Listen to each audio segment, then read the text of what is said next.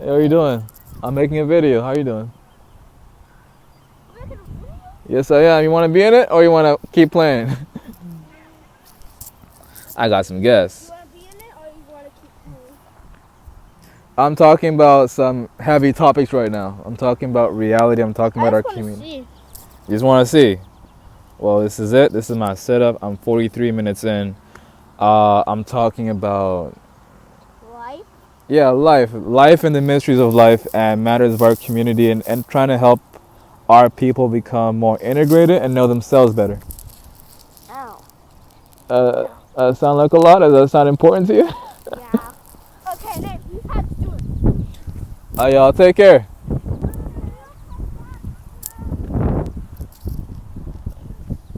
Had to entertain my guests. I love it when the children pop up.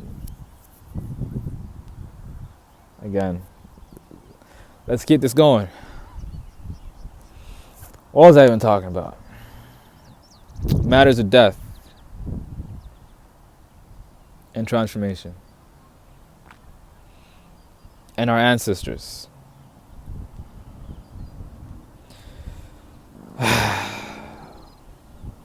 After life, there is more life. Okay? After this life, there's more life. And in that realm, where people go to after this reality, they have a presence, they have an awareness, they have a reality, just like over here we have a reality. And sometimes people who lived through very traumatic situations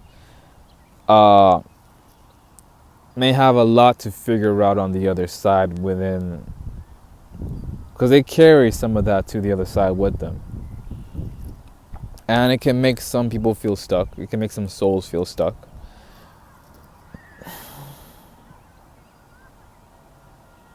There's a whole lot that goes into this, and it's very touchy for me. It's very touchy because I'm also remembering the experiences with my own ancestors. When I initially got started with ancestor work,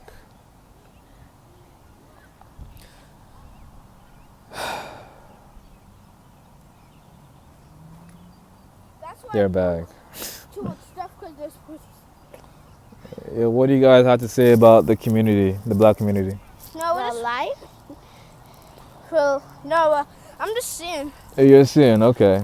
Okay, I saw one at the park. This is all I could give you. Yeah? Thank you, I appreciate it. Stay safe, y'all.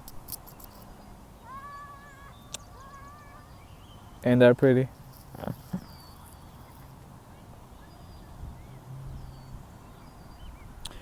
Remember your ancestors, y'all. I'm gonna just say that. It's very sweet when you make connection with them. If you thought that was sweet, just what just happened right here, I feel good about it. But remember, I didn't even call these kids. It's very sweet for them as well. When you come back, when you build your ancestor altar, when you put the 4 elements of water, air, fire, and earth, and you can for water you can have a glass of water for them to drink. So you set it up in a nice location where people aren't going to bother it. You can have what else? Oh yeah, the earth element as well. You can have. I use pieces of my locks because that's an earth element. You can have a plant with soil in it. An earth quality element because reality is constructed through mainly the 4 elements. There's also spirit, but 4 is the base. It's fundamental. 4 legs to a table. Some can stand on that. So for the fire element, you can have a candle. Air element, you can have the air, perfume, incense. You can burn incense. You can burn flowers. Sometimes I like to do that. And you can serve food there at the altar as well. You can have pictures of your deceased family members on the altar and just talk to them. Wish them well. Serve them some food that they like. Cashew nuts, cigarettes sometimes. So, they love cigarettes, y'all. Ancestors, some of them, because back in the day, they this was big. I know for me, back in Tanzania, where I grew up, a lot of elders, grandmothers, grandfathers would like to smoke. My friend's grandma, she would like smoke all day. So they also like cigarettes as well. And yeah, we can even write a note and burn it at the altar, wishing them well, wishing them to have the sustenance that they need, to have the light they need, the light of understanding and of awareness. Dying doesn't necessarily make you super intelligent necessarily. You carry the same mind with the same feelings, the same experience, the same traumas sometimes. Not all of it goes away. And sometimes you need to sort through that, because there's some things we figure out while we're still alive, and there's some things that we don't when we continue to figure it out while we're gone, because life is a continuum, just like the consciousness, how it spirals endlessly, eternally. Life is the same way. Awareness is the same way, and awareness does not end just because you don't have a body. It's just that people can't see you and you're in a different dimension. But life goes on. And it is just very sweet and very nice to give them a gesture. Right. It's very encouraging. And I was thinking maybe I should say more in another video. There's many videos on YouTube, black people making these videos about ancestor veneration and how to build an ancestor altar. You can quickly find resources on this, but it's very important to do so, to make sure that the fam is good, not just here but also over there, and it's part of that integration. It's part of the holistic community. We're trying to divide ourselves and our reality so much. Nah, this is all together. Understand that. If you are together within yourself, you would understand that. You would express togetherness with everything around you, and the integration of life, death, light, darkness, known and the unknown. The different archetypes of every individual within the community and how they all fit together as a whole. Not just this, why does she talk so much? Why does he like her? Why is he like this? Why is she like that? You know what I'm saying? There's a reason for it. They emphasize what they are because they are what they are. They represent a part of the whole. And within themselves is also you could say, the seed or the footprint of the whole as well. It's like a seed that has entire blueprint and template to become a tree. And as you become a tree, it has these fruits, hundreds of fruits, thousands of fruits over its lifetime, with thousands and thousands of seeds that carry the template for another tree. It's a continuation, it's a spiral, it's this endless everything. It's the multiplicity of one and the union of the many as one. Y'all gotta understand this. Every archetype is also within a person, within themselves, just different variations and combinations of it, but because an individual is everything, and everything is everything, and everything is one, and everything is many. We gotta start looking at life a lot differently from how we were told, and understand the vocabulary that was given to us gave us a certain sentiment and perspective or angle that was not complete. In fact, you don't need a religion. You are the religion.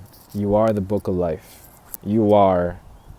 If you study yourself and you study nature, you will find the footprints of the template of mother and father, of what reality is, because what this thing is leaves its footprints all over the place. You look at the footprint, you can pull up, the imaging of the whole and understand the whole from the small, from the piece. You are the book of life. Be holistic. You just got to understand that you are holistic and look at yourself and everything around you in a more holistic way. And I'm going back to the ancestors. They also help us as well in our daily life. Generational wealth don't mean shit without involving the ancestors. I'm like, let's make our ancestors rich. Let's give them their due offering. Let's give them their due attention and care and love, and gestures. Put some food on that altar, talk to them. Not just because they can bless you, but they can and they will, but they can also show you the impact that your offering has for them on their side. And that leads to a certain level of maturity and understanding within yourself and life. And I'm going to be real. They help me in life a lot. They help me figure out things and see things that I would not have thought for myself. They bail me out of situations too. And I help them as well. As a beautiful reciprocal relationship that's going on. And I'm not going to sever myself from my ancestors ever. I grew up Christian, so I understand. And I understand the fear that can coming out of that Christianity, coming out of religion, and not knowing, not having a ground beneath your feet. Not understanding, what do I believe in now? I was always scared of African spiritual traditions. Now, am I leaning towards that? Or is there some wisdom here? Is it actually not fucking demonic? Even though Hinduism, Buddhism is not seen as demonic, but we have demonized our own spiritual understanding because we have been demonized. Who we are has been demonized. Our standard, naturally, biologically, psycho-spiritually, has been demonized. Everything black and niggerish has been demonized. Has been made to look evil. And that's ironic, ain't it? And the darkest places you find the purest light, the brightest light.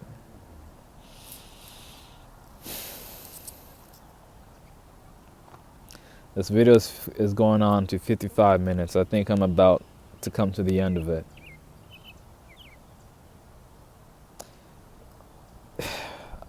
You could say I saved the best for last. I was going to start with, never mind. If I could, let me put it this way, if I could leave you with any single most important thing, if you get anything out of me, out of any experience with me for this, however we may have interacted with this video or other videos, or just experiencing any aspect of my essence within this lifetime, if you gain anything, gain this. Remember your ancestors. Remember them, set up an altar, and tend to your ancestors. Please do that. Because I know when I go on the other side, how other people don't do it. And I know the sentiments that are on the other side of feeling forgotten. Feeling like